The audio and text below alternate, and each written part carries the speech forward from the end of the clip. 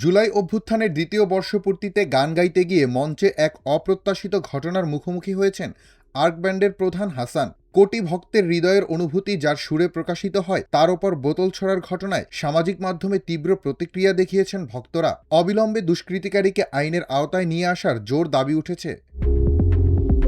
তবে ঘটনাটিকে অপ্রত্যাশিত বললেও ক্ষমাসুন্দর দৃষ্টিতে দেখতে চাইছেন হাসান। শুক্রবার নিজের ফেসবুক পেজের এক পোস্টে তিনি এ বিষয়ে কথা বলেন। হাসান জানান, দীর্ঘ সঙ্গীত ক্যারিয়ারে বিচিত্র অভিজ্ঞতা থাকলেও তার দিকে বোতল ছোড়া হতে পারে এমনটা কখনোই ভাবেননি। হাসানের বিশ্বাস, এমনটি যে করেছে সে হয়তো না বুঝেই করেছে। তবে ভবিষ্যতে কোনো শিল্পীকে যেন এমন পরিস্থিতির মুখোমুখি হতে না হয় সে বিষয়ে সবাইকে সতর্ক হওয়ার আহ্বান জানিয়েছেন তিনি।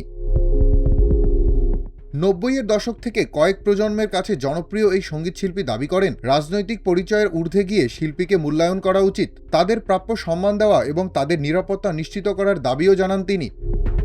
ডেস্ক রিপোর্ট, আজকের পত্রিকা।